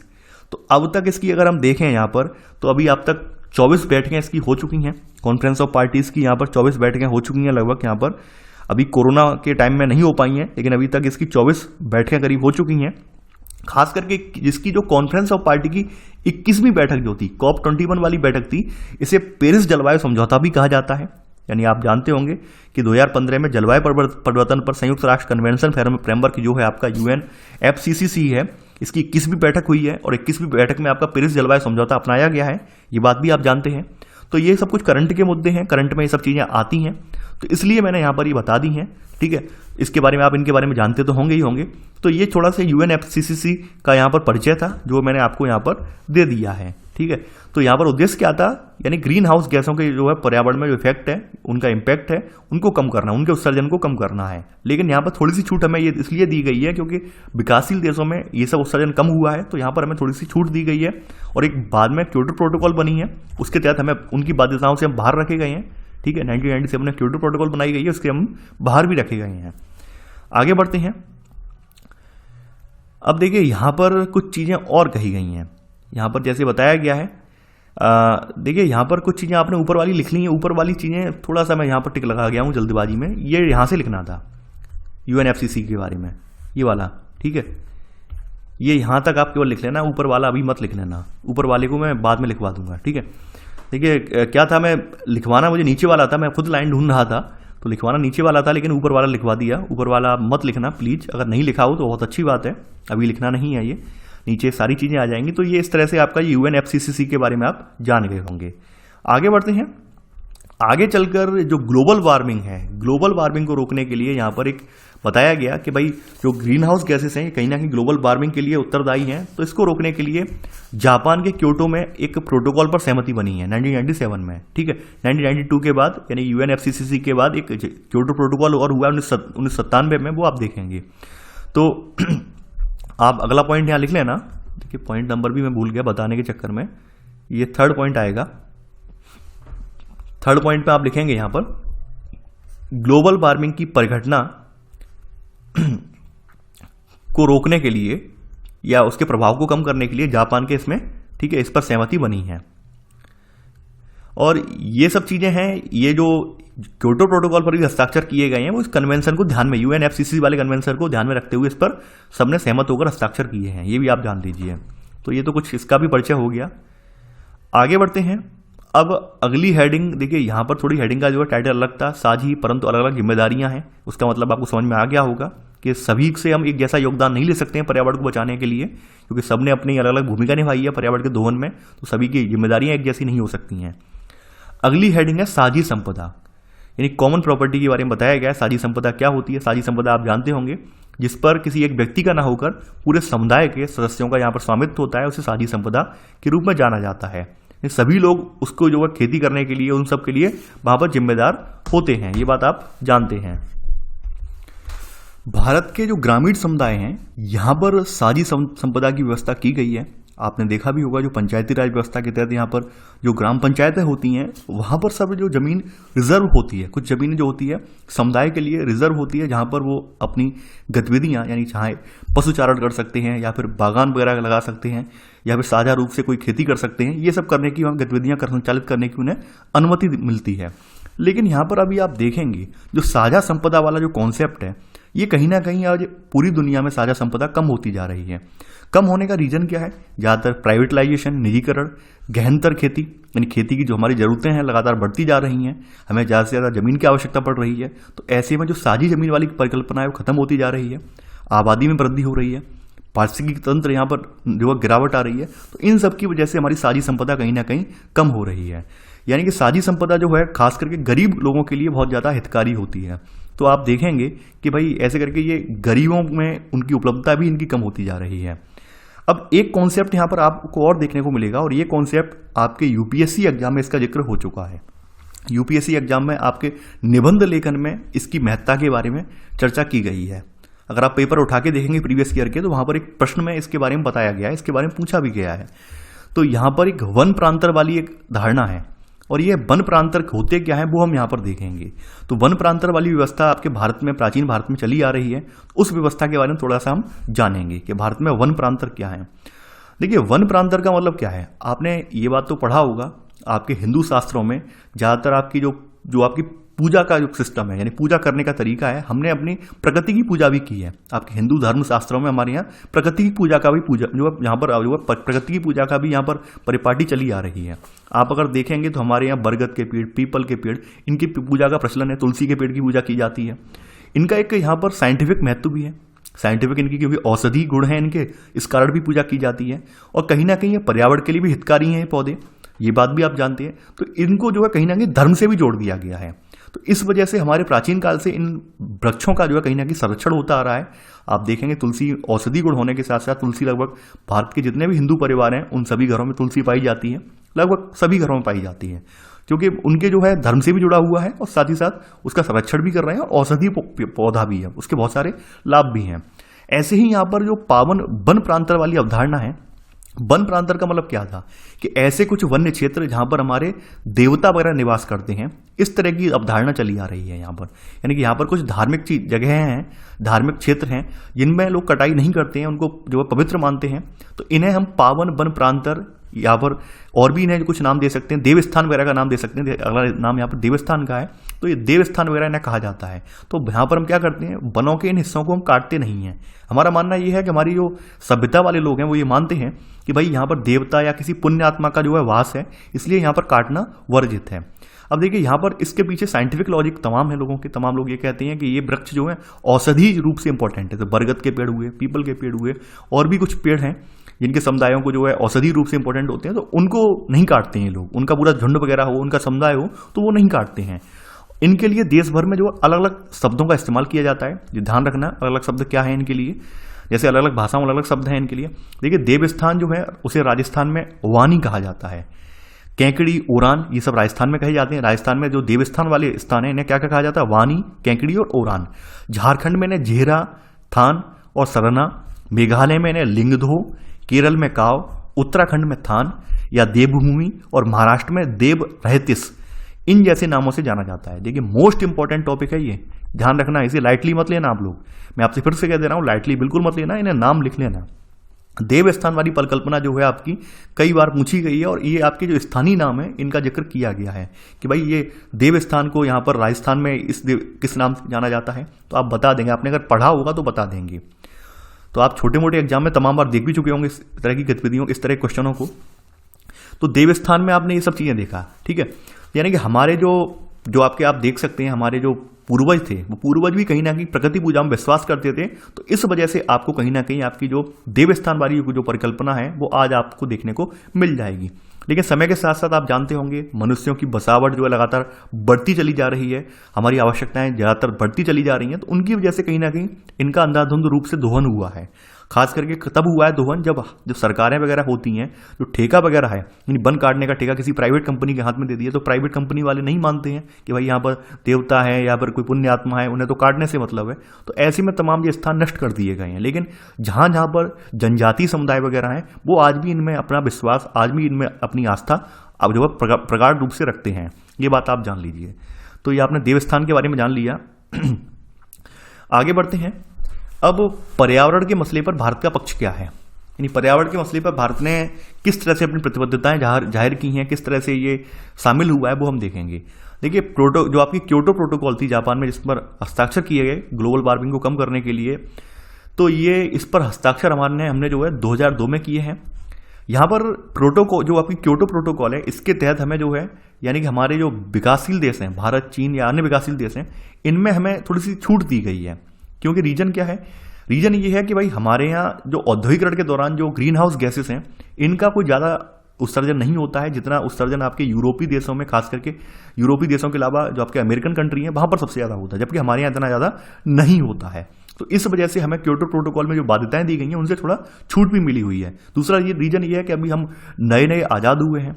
नए नए आज़ाद होने का मतलब क्या है कि जो आपके पश्चिमी देश हैं बहुत पहले ही आज़ाद हो चुके हैं, वहाँ पर औद्योगिकरण बहुत पहले से चल रहा है। हमारे यहाँ औद्योगिकरण अभी 70 सालों से स्टार्ट हुआ है, 50 साल पहले से लगभग प्रॉपर रूप से स्टार्ट हुआ है। तो कहीं ना कहीं हमें इनसे छूट दी गई है। तमाम आलोचक इस तरह का तर्क देते हैं कि भारत जैसे विकासशील देश हैं, बहुत जल्दी ये कार्बन उत्सर्जन बहुत ज़्यादा बढ़ा देंगे, करने लगेंगे, इस तरह का तर्क देते हैं। ठीक है, लेकिन ये सब बेबुनियाद बातें हैं। ये सब चीज़ें कहीं ना कहीं गलत हैं, ये सब मामले कहीं ना कहीं गलत हैं। जो आपकी 2005 में जो ग्रुप 8 की एक बैठक हुई थी, तो यहाँ पर भी भारत ने इस बात में पूरा ध्यान दिलाया। भारत ने यहाँ पर अपना पक्ष रखा, यानी जो लोग इस तरह की भारत पर उंगली उठा रहे हैं कि भारत का उत्सर्जन जो आने वाले समय में बढ़ जाएगा, तो इस तरह की उंगली जो उठाने वाले लोग हैं, तो इन पर भारत ने अपनी प्रतिक्रिया दी। और ग्रुप 8 की एक बैठक हुई थी सन 2005 में, तो यहाँ पर भारत ने ये बात कही कि आप जो प्रति व्यक्ति कार्बन उत्सर्जन है, व्यक्ति उत्सर्जन है ग्रीन हाउस गैसों का, तो उसको आप माप लीजिए। भारत के मामले में माप लीजिए, अमेरिका के मामले में माप लीजिए, आपको पता चल जाएगा। भारत ने साफ साफ ये बात कह दी। तो यहाँ पर वही सब चीज़ें निकल कर आई हैं। आगे यहाँ पर हम लिखेंगे फैक्ट कितना यहाँ पर निकल कर आया है, ये भी बताया गया है यहाँ पर। तो ऐसे करके आप देखेंगे कि अमेरिका वाला, यानी कि आप देखेंगे जो पश्चिमी देश हैं उनमें उत्सर्जन दर ज़्यादा है, जबकि भारत में प्रति व्यक्ति उत्सर्जन दर काफ़ी कम है।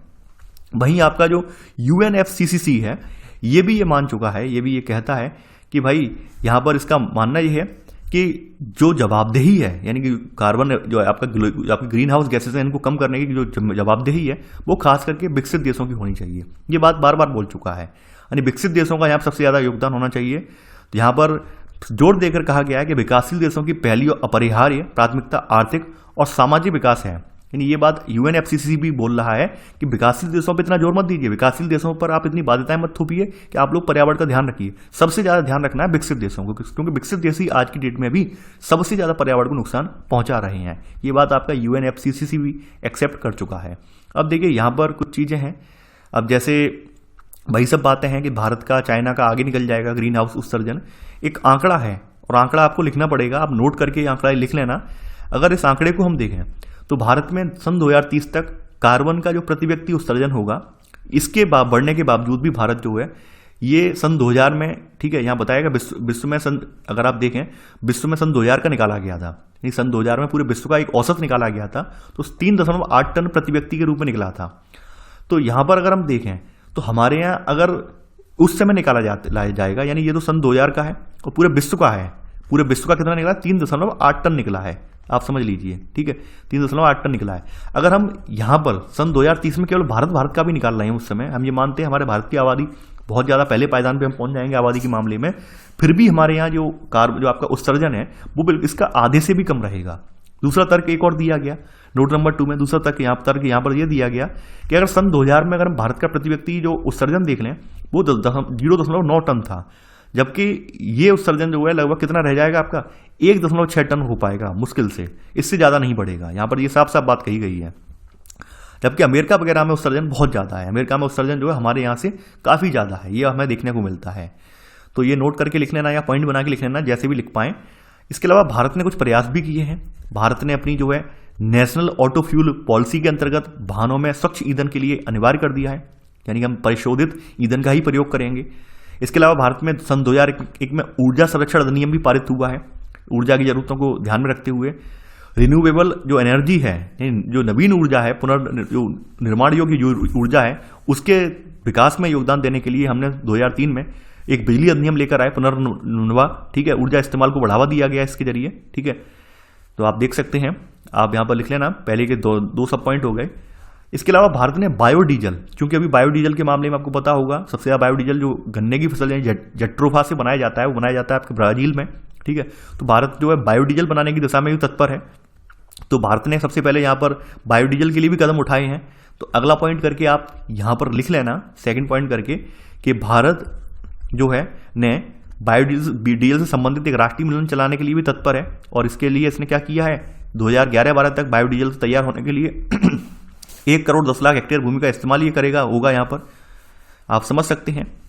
तो इस तरह की भारत ने अपनी अपनी जो है प्रयास भी किए हैं। अब यहाँ पर कुछ चीज़ें और भी हैं, जैसे कुछ चीज़ें और बताई गई हैं। अब देखिए यहाँ पर आपने एक देखा होगा, जो पेरिस जलवायु समझौता हुआ था, उससे ट्रंप जी तो निकलकर नाराज होकर बाहर निकल गए कि मैं नहीं मानता इस जलवायु समझौते वगैरह को। ट्रंप जी तो अपने आप उठकर चले गए थे, क्योंकि भाई ताकतवर देश हैं, वो जो मनमानी चलाएंगे वो माननी पड़ेगी। लेकिन छोटे देशों के साथ समस्या आ जाती है। अब छोटे देशों को अपनी आर्थिक रूप से मदद जो है उनके लिए निर्भर रहना पड़ता है। विश्व बैंक है, IMF है, और भी बहुत सारे संस्थान हैं जिनके साथ उनके जो है अंतर्राष्ट्रीय गठबंधन वगैरह होते हैं। तो छोटे देश कहीं ना कहीं डर जाते हैं, जबकि बड़े देश क्या है, बड़े देश जो है कोई गठबंधन बनाते हैं, किसी चीज़ पर चर्चा करते हैं, लेकिन वो क्या करते हैं, खुद नहीं मानते हैं, छोटे देशों पर थोपने की कोशिश करते हैं। ये हमेशा से देखा गया है और हमेशा से इस बात की आलोचना भी होती रही है। तो भारत ने यहाँ पर जो पृथ्वी सम्मेलन है, इसके समझौते के जो है पुनरावलोकन के लिए 1997 में पुनरावलोकन इसका किया है। और पुनरावलोकन करने के उपरांत भारत ने एक बात यहाँ पर रखी है कि भाई विकासशील देशों को पहली बात तो क्या है, रियायती शर्तों पर अतिरिक्त वित्तीय संसाधन उपलब्ध नहीं करवाए गए पर्यावरण को बचाने के लिए। और जो प्रौद्योगिकी जो यहाँ पर मुहैया करवानी गई थी, वो भी इन्हें प्रौद्योगिकी नहीं दी गई। तो बताइए ऐसे में हम लोग कैसे पर्यावरण की चुनौती से निपटें। तो भारत ने अपना पक्ष यहाँ पर रखा है। साफ साफ भारत का कहना ये है कि जो नवीन आप प्रौद्योगिकी के साधन बोल रहे हैं, तो जो जिससे हमारा पर्यावरण बच सकता है, वो बहुत ज़्यादा महंगे भी हैं। हर कोई अफोर्ड नहीं कर सकता, हर कोई अफोर्ड नहीं कर सकता है। खास करके गरीब देश जो है, यहाँ पर जनसंख्या जो है, प्रति व्यक्ति जो आय है बहुत कम है, तो वो व्यक्ति कैसे अफोर्ड कर लेगा, नहीं कर पाएगा। तो आपको मदद करनी चाहिए थी, आप मदद कर नहीं रहे हैं, केवल आप कोरी बातें कहे जा रहे हैं कि आप ये करिए वो करिए, ऐसे थोड़ी ना होगा। तो ये सब चीज़ें हैं। यानी भारत इस बात को बिल्कुल मानता है कि विकसित देश विकासशील देशों को वित्तीय संसाधन, स्वच्छ प्रौद्योगिकी मुहैया कराने के लिए तुरंत उपाय करें, ताकि जो विकासशील देश आपका framework convention on climate change है, जो आपका UNFCCC है, ठीक है, तो ये इसकी पूरी जो प्रतिबद्धताएं हैं वो पूरी की जा सकें, भारत का साफ साफ मानना है। इसके अलावा भारत ने अपने आसपास के जो 7 दक्षिण कंट्री हैं उनसे भी कहा है कि आप लोग, हम सब लोग साथ में मिलकर खड़े होते हैं, ताकि जो बार बार हमारे ऊपर उंगली उठाई दी जाती है कि भारत में सबसे ज़्यादा उत्सर्जन होगा, दक्षिण एशियाई देशों में सबसे ज़्यादा उत्सर्जन हो रहा है, तो वो उंगली उठाना ये लोग बंद कर दें। इस तरह की भारत ने बात भी कही है। तो आप समझ सकते हैं। यहाँ पर आगे बढ़ते हैं। यहाँ पर अगली हेडिंग आपकी जो है, देखिए उस अगली हेडिंग स्टार्ट करने से पहले कुछ यहाँ पर पानी के बारे में बताया गया है कि भाई पानी में तूफान और जनता परेशान, कि कहाँ कहाँ पर क्या क्या पानी का स्तर है। सबसे पहले हम ये यहाँ पर देख लेते हैं। देखिए ये तो नदियाँ बताई गई हैं ब्लू से, और आपका थोड़ा सा यहाँ पर आप देखें बैगनी से बताया गया प्रमुख समुदाय, रेड से बताया गया खतरा, कि किसको किससे खतरा है। तो यहाँ पर मैं स्क्रॉल डाउन कर दूंगा आराम से। जैसे यूपी और उत्तराखंड में क्या है, यहाँ पर प्रमुख नदियाँ गंगा, यमुना, गोमती है। यहाँ पर कुछ जनजातियाँ हैं, कुछ आपके समुदाय हैं जो कि इन नदियों पर निर्भर रहते हैं। जैसे मल्ला हुआ एक, यहाँ पर मुझे पढ़ने में नहीं आ रहा है, यहाँ पर पता नहीं कौन सा लिखा है, मल्ला हुआ, केवट हुआ, बीच का मुझे पढ़ने में नहीं आ रहा है, ठीक है। तो ये समुदाय क्या है, इनकी आजीविका कहीं गंगा वगैरह या फिर इन नदियों पर निर्भर है, चाहे मछली पालने के लिए हो या फिर किसी और काम के लिए हो। तो ये लोग भी कहीं ना कहीं पर्यावरण को प्रदूषित कर रहे हैं, खास करके नदियों को प्रदूषित कर रहे हैं। इस सब के अलावा औद्योगिक प्रदूषण भी यहाँ पे बहुत ज़्यादा है, बांध, इसके अलावा गैराज वगैरह का पानी इनमें डायरेक्ट छोड़ दिया जाता है, इसलिए ये स्थान जो है, ये गंगा वगैरह जो है आपकी, ये दूषित हो रही है। ये बात यहाँ पर बताई गई है। ऐसे ही अलग अलग राज्यों में जो नदियाँ बह रही हैं या जो समुदाय हैं, जो समुदाय केवल इन्हीं नदियों पर निर्भर रहते हैं, तो उनके बारे में बताया गया है वो किस तरह से नुकसान पहुंचा रहे हैं, किस तरह से जल संकट को बढ़ावा दे रहे हैं। तो आप यहां पर आप पढ़ लेना, ठीक है। आगे बढ़ते हैं। यहां पर अगली हेडिंग आपकी ये है पर्यावरण आंदोलन एक या अनेक। अब ये जो हेडिंग है इस तरह से एक या अनेक वाली हेडिंग, कहने का मतलब यहां पर क्या है, पर्यावरण तो सबके लिए है, किसी एक के लिए थोड़ी ना है, यानी हम ही थोड़ी ना रह रहे हैं, सभी लोग रह रहे हैं पर्यावरण। तो यहां पर कोई एक निकल के क्यों आए, सभी को आना चाहिए भाई। पर्यावरण में ऐसा थोड़ी ना, पर्यावरण में बाउंड्री क्रिएट की गई हो कि दीवार बनी हो कि उधर का पर्यावरण अलग रहेगा, इधर का अलग रहेगा, प्रदूषण उधर से इधर नहीं आएगा, ऐसा थोड़ी ना है। यहाँ तो सभी को आना पड़ेगा। तो यहाँ पर सबसे इंपॉर्टेंट बात आप देखेंगे, जो अंतर्राष्ट्रीय स्तर पर तमाम तरह की पर्यावरण हानियों के बारे में जो मुद्दे उठाए गए वो तो उठाए गए, लेकिन उन सब मुद्दों को उठाने से पहले यहाँ बताया गया इन चुनौतियों के मद्देनजर कुछ महत्वपूर्ण पेशकदमियां यहाँ पर सरकारों ने की तरफ से नहीं की गई हैं, बल्कि किन की तरफ से की गई हैं, जो पर्यावरण के प्रति जो कार्यकर्ता हैं उनकी तरफ से ये की गई हैं। यानी सरकारें पहले तत्पर नहीं थी, सरकारें जागरूक नहीं थी, जो पर्यावरण कार्यकर्ता थे उन्होंने यहाँ पर अंतर्राष्ट्रीय स्तर पर इस तरह की बातें उठाई हैं, तब लोगों का ध्यान इस पर गया है, ठीक है। इससे पहले लोगों ने सोचा ही नहीं है, आप देख सकते हैं। यानी इन्होंने यहाँ साफ साफ कहा है कि भाई कि ये पर्यावरण केवल जो है किसी एक व्यक्ति विशेष के लिए नहीं है, पूरे समूह के लिए, समुदाय के लिए हानिकारक है, पर पूरे समुदाय को कहीं ना कहीं नष्ट कर सकता है। तो पर्यावरण पर आप तत्पर हो जाइए, अपना ध्यान दीजिए। आप खास करके देखेंगे, आप जो आपके कुछ देश हैं जहां पर तमाम वन आंदोलन चले हैं, दक्षिण देश में जैसे Mexico, Chile, Brazil, Malaysia, Indonesia, इसके अलावा भारत में भी वन आंदोलन बहुत ज़्यादा चले हैं। आपको पता होगा, वनों की कटाई रोकने के लिए तीसरी दुनिया में जो वनों के अंदर कटाई हो रही है अपने उपयोग में लाने के लिए, इसमें भी यहाँ पर आप देखेंगे जनजातियां वगैरह इनका प्रॉपर विरोध कर रही हैं। आगे हम देखते हैं, देखिए खनिज उद्योग वगैरह जो है आपका, उसमें सबसे ज़्यादा आपकी देख सकते हैं जमीन का, कह सकते हैं खनन में जो जमीन सबसे ज़्यादा दोहन होता है, जमीन का सबसे ज़्यादा खराब होती है। इसके अलावा पर्यावरण को सबसे ज़्यादा हानि यहीं से पहुंचती है, खनन उद्योग में। और दक्षिणी गोलार्ध के जितने भी देश हैं खास करके, इनकी अर्थव्यवस्थाएं अभी भी खनन उद्योग पर भी निर्भर हैं। अगर आप देखें तो यानी हमारे यहाँ की अर्थव्यवस्थाएं मोस्टली इसी पर ही निर्भर हैं, ये आप देख सकते हैं। यहाँ पर यही सब बताया गया है कि भाई ये खनन उद्योग भूमि, जलमार्ग इन सबको प्रदूषित करता है, इनसे जन समुदायों वगैरह को विस्थापित करना पड़ता है। फिलीपींस में क्या है, फिलीपींस में एक आंदोलन हुआ था। फिलीपींस में क्या हुआ है कि फिलीपींस में एक ऑस्ट्रेलियाई कंपनी थी, वेस्टर्न माइनिंग कॉर्पोरेशन, इसके खिलाफ एक जबरदस्त विरोध हुआ। विरोध के बाद इसे वहां से पीछे हटना पड़ा है। ऐसा नहीं है कि हर जगह भी यही हुआ है, हमारे यहाँ भी कुछ विरोध हुए हैं। खास करके देखेंगे जो आपके जो बांध विरोधी आंदोलन वगैरह जो हैं वो कहाँ से स्टार्ट हुए हैं। देखिए बांध विरोधी आंदोलन स्टार्ट जो हुए हैं वो 1980 के दशक से स्टार्ट हुए हैं, और खास करके पहला जो बांध विरोधी आंदोलन हुआ है वो दक्षिणी गोलार्ध में ही हुआ है। कहाँ पर, ऑस्ट्रेलिया में चला है, खास करके जो है फ्रैंकलिन नदी पर चला है, और इसके आसपास का जो वन क्षेत्र था इसको बचाने के लिए आंदोलन यहीं से स्टार्ट हुआ, ऑस्ट्रेलिया से स्टार्ट हुआ। फिर से आपको पता ही होगा चिपको आंदोलन उसके बाद भारत में भी हुआ चिपको आंदोलन। तो सबसे पहले अगर परिपाटी देखें आंदोलनों की तो कहाँ से स्टार्ट हुई है, ऑस्ट्रेलिया से स्टार्ट हुई है, ये बात आपने लिख ली होगी। तो ये सब बातें इसमें बताई गई हैं, कही गई हैं। भारत में भी बांध विरोधी आंदोलन चले हैं, कुछ इसके समर्थक भी हैं, कुछ अपोजिट में भी हैं, कुछ बांध विरोध करते हैं, कुछ कहते हैं नदी के लिए तैसी है बांध बनाना। तो ये सब बातें हमारे यहाँ देखने को मिलेंगी। नर्मदा आंदोलन हमारे यहाँ एक लंबे इतिहास का आंदोलन रहा है। नर्मदा आंदोलन हमारे भारत में लंबे समय तक चला है, संघर्ष का आंदोलन, ये बात आप पढ़ चुके हैं। देखिए ऊपर की तरफ यहाँ पर एक पैराग्राफ और रह गया है। यहाँ पर ये पैराग्राफ है, क्या वन निर्जन होते हैं। खास करके वन निर्जन होते हैं, इस तरह की अवधारणा क्यों निकल कर आई है। देखिए यूरोपीय जो देश हैं, खास करके अमेरिकन देश वगैरह हैं यूरोप के अलावा, यानी आपके उत्तरी गोलार्ध के जो देश हैं, वहाँ पर हम ये पाते हैं कि वनों में कोई रहता नहीं है।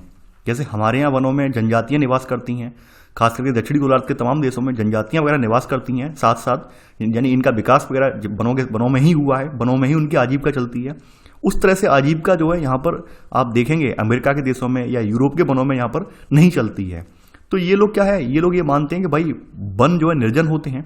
उत्तरी जो गोलार्ध वाले लोग हैं, वहीं दक्षिणी देश ये मानते हैं कि वन निर्जन नहीं होते हैं, यहाँ पर लोग रहते हैं, लोग रहते आए हैं, सदियों से लोग रहते आए हैं, और प्रकृति को अपना एक अभिन्न अंग मान के चलते हैं। यानी प्रकृति के जो पूजते भी हैं, प्रकृति उनकी पूजा करते हैं, प्रकृति से जो मिलता है उसी के अनुरूप अपना जीवन यापन भी करते हैं। तो कहीं ना कहीं ये दोनों जो विचारधाराएं हैं, ये दोनों विचारधाराएं अपने अपनापन लिए हुए हैं। यानी एक और तो कुछ लोग ये कहते हैं कि भाई वन निर्जन है, वहीं हमारे यहाँ वन निर्जन नहीं होते हैं।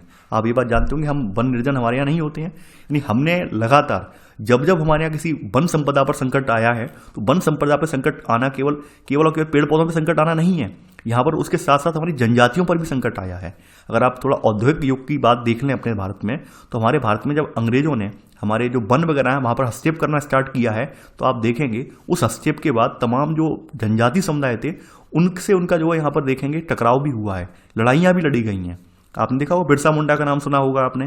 तो ऐसे तमाम समुदाय भी हैं जिनसे अंग्रेजों को टकराना भी पड़ा है वन संसाधन को लेकर। तो हमारे यहाँ की जो रिवाज है, अपने दक्षिणी गोलार्ध का जो देश भारत है यहाँ पर, तो भारत में जो है वनों में ही हमारी तमाम सभ्यताएं संस्कृतियां विकसित हुई हैं। तो हमारे लिए वन और हमारी संस्कृति एक अभिन्न अंग रही है, जबकि यहाँ पर ऐसा नहीं है। उत्तरी गोलार्ध के देशों में ऐसा बिल्कुल भी नहीं है। वही इस पैराग्राफ में यहाँ पर बताया गया है। अब देखिए यहाँ पर वनों का विजनपन प्रतीक, विजनपन का मतलब है भविष्य में वनों की क्या भूमिका है। इनका दृष्टिकोण ऑस्ट्रेलिया, स्कैंडिनेवियाई देश हैं, उत्तरी अमेरिका, न्यूजीलैंड में हावी है। यानी कि यहाँ पर इसके अलावा यूरोपीय देशों के विपरीत इन इलाकों में अविकसित निर्जन वन क्षेत्र ज़्यादा हैं इन क्षेत्रों में।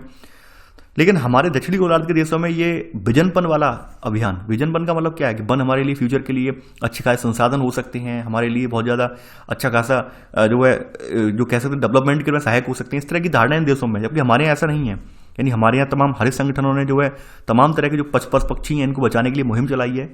भारत ने भी जो है बंगाल टाइगर को बचाने के लिए मुहिम चलाई।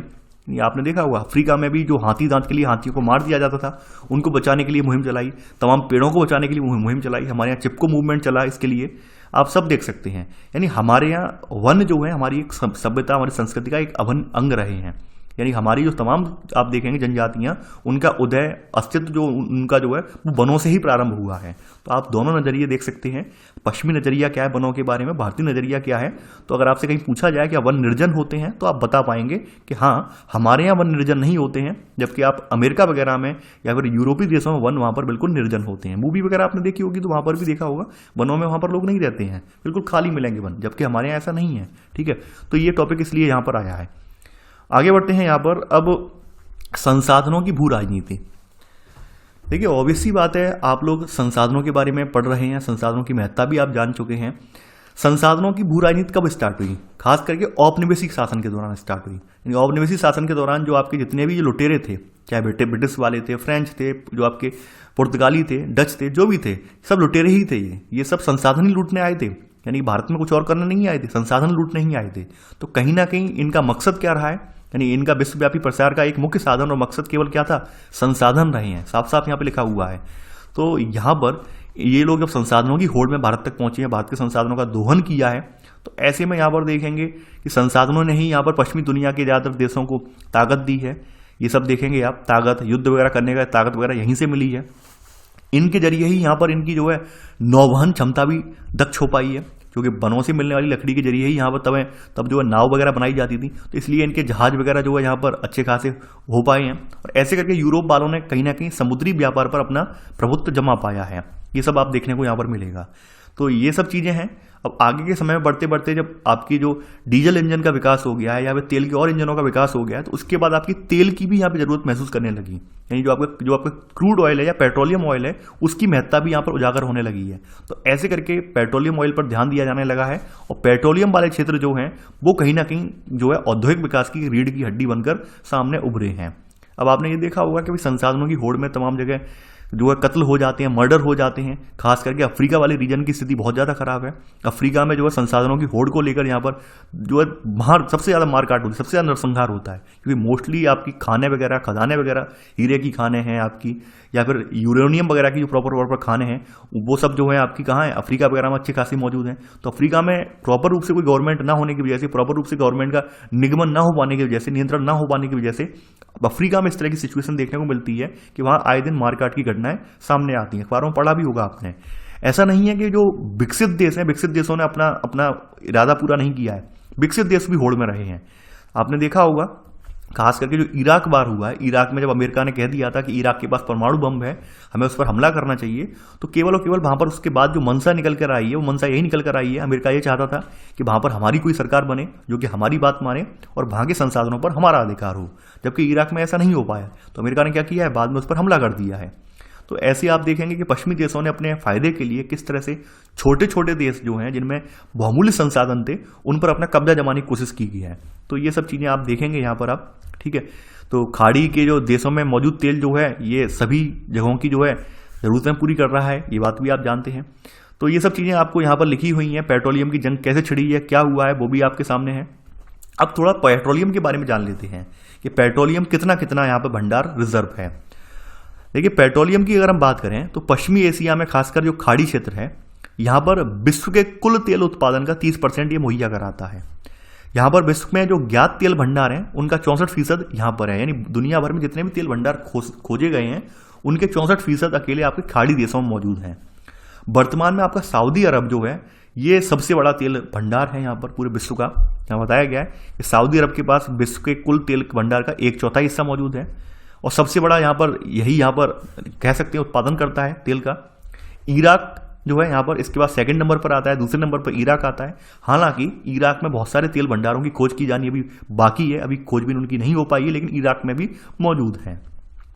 तो ये बताया गया है कि भाई इनसे कौन कौन लोग जो जैसे यूएसए हैं, यूरोप, जापान, चीन, भारत में इस तेल की खपत होती है, लेकिन इन इलाकों से काफ़ी दूर हैं। लेकिन हाँ, फिर भी हम पाइपलाइन के जरिए तेल मंगाते हैं, ये बात आप जानते हैं। तेल टैंकरों जो आपके जहाज, समुद्री जहाज वगैरह, इनके जरिए तेल का आदान प्रदान होता है, ये सब चीज़ें होती हैं। तो ये तो तेल का मुद्दा हो गया। दूसरा मुद्दा यहाँ पर हमारे लिए स्वच्छ जल का है। अब देखिए, आपको ये तो पता ही है कि स्वच्छ जल ज़्यादा नहीं है, स्वच्छ जल लिमिटेड है, और कहीं ऐसा ना हो कि एक समय ये आ जाए कि हमें जल के लिए भी संघर्ष करना पड़े। अब देखिए, एक बोतल दिखाई जा रही है, आप देख पा रहे हैं यहाँ पर लिखा हुआ है H2O, और चारों ओर पूरे देश दिखाए गए हैं, और ये बोतल में देख रहे हैं किस तरह से जल खत्म होता जा रहा है। तो कहीं ऐसा ना हो कि स्थिति ये भी बने कि भाई जल के लिए संघर्ष हो।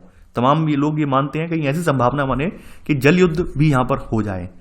तो जल युद्ध होने का कारण क्या है? आप लोग ये जानते हैं जल का जो है सही तरीके से दोहन, सही तरीके से प्रयोग ना करना, जल का जो है अनुचित जो है अनुपयोगी रूप से दोहन करना, लगातार उसको जो है कहीं ना कहीं दूषित करना, इसके अलावा अधिक सिंचाई करना, ये सब कारण जो है कहीं ना कहीं जल की कमी के कारण है, प्रमुख कारण है जो आप जानते हैं। तो यही कारण रहा तो कहीं ना कहीं जल की भी किल्लत हो जाएगी। अब जैसे बताया गया है, जल को भी लेकर यहाँ पे कुछ झड़पें वगैरह हुई हैं, स्वच्छ जल को लिए कुछ झड़पें वगैरह यहाँ पर देखने को मिली हैं हमें, तो उनके बारे में आप लिख लेना थर्ड पॉइंट करके। ये कौन कौन से देश हैं, यानी यहाँ पे 1950 और 60 के बीच में यहाँ पर इजराइल, सीरिया और जॉर्डन के बीच संघर्ष हुआ है। ये संघर्ष जो हुआ था यहाँ पर, ये संघर्ष हुआ था जॉर्डन और यारमुक नदी के में जो पानी का बहाव है इसको मोड़ने की कोशिश को लेकर संघर्ष हुआ था। एक संघर्ष और देखने को मिलेगा, ये हुआ है तुर्की, सीरिया और इराक के बीच फरात नदी पर जो बांध बन रहा है, इसको लेकर यहाँ पे संघर्ष चल रहा है ये। तो आप देखेंगे जल भी एक यहाँ पर हमारा अमूल्य संसाधन है, इसको हम नज़रअंदाज नहीं कर सकते हैं, इस पर भी हमें फोकस करना चाहिए और जल संसाधन या जल का संरक्षण करने के भी प्रयास हमें करने चाहिए। अब जाते जाते एंड की जो हेडिंग है आपकी, जो मूल निवासी, ये बहुत इंपॉर्टेंट है। इंडिजिनस पीपल और उनके अधिकार, खास करके हमारे यहाँ इन्हें जो है ट्राइब का नाम दिया गया है, जनजातियों का नाम दिया गया है, ट्राइबल या ट्राइब्स का नाम दिया गया है, आपको पता होगा। वैसे इन्हें इंडिजिनस या फिर मूलवासी या मूल निवासी के नाम से भी जानते हैं। देखिए, यहाँ पर जो मूल निवासी शब्द है, इनकी जो परिभाषा है ये 1982 में संयुक्त राष्ट्र संघ ने दी है। क्या दिया है? इनका मानना ये है, देखिए आप सभी को ये बात तो मालूम है कि किस हर महाद्वीप पर, हर क्षेत्र में कुछ ऐसे लोग रहते थे जो वहाँ पर सदियों से रहते आए थे। यानी आपने अमेरिका महाद्वीप के बारे में देखा, जब कोलंबस वहाँ पे पहुँच गया है तब वहाँ पर यूरोप के और भी लोग जाने स्टार्ट हुए हैं। तो वहाँ से उससे पहले जो थे अमेरिका में भी लोग रहते थे, जनजातियाँ रहती थी। लेकिन जब बाहर के लोग वहाँ पर पहुँच गए हैं तो क्या हुआ है, इन्होंने अपना अतिक्रमण करना स्टार्ट कर दिया है। ऐसे करके वहाँ के लोग जो हैं उनको नुकसान पहुँचा है, वो लोग मरते चले गए हैं बीमारी के कारण या और भी कारणों से इन लोगों ने उनको क्षति पहुँचाई है। तो यही बताया गया है। मूल निवास में क्या है कि भाई किसी देश के जो मूल निवासी हैं वास्तव में ये आज भी उस देश की संस्थाओं के अनुरूप आचरण करने से ज़्यादा अपनी परंपरा, सांस्कृतिक रिवाज, अपने खास सामाजिक आर्थिक ढर्रे पर ये जीवन यापन करना पसंद करते हैं। ठीक है, तो ये बात यहाँ पर आप जानते होंगे। तो यहाँ देखिए, ये पहला पॉइंट ये मत बनाना, ठीक है, ये है यहाँ पर सॉरी, यहाँ पे पॉइंट आप ये वाला रख लेना कि आप यहाँ पर इन्हें ऐसे लोगों का वंशज बताया गया है जो किसी मौजूदा देश में बहुत दिनों से रहते चले आ रहे हैं, लेकिन फिर किसी ये इसमें सब ये पूरा पॉइंट आप ये लिख लेना यहाँ से लेकर यहाँ तक मूल निवासियों के बारे में। तो ये मूल निवासी या मूलवासी ये नहीं कहा जाता है, इनकी अपनी खुद की एक परंपरा, संस्कृति, रीत रिवाज, समाज होता है, एक अपना आर्थिक कल्चर होता है। ये बात आप पढ़ चुके हैं, जानते हैं।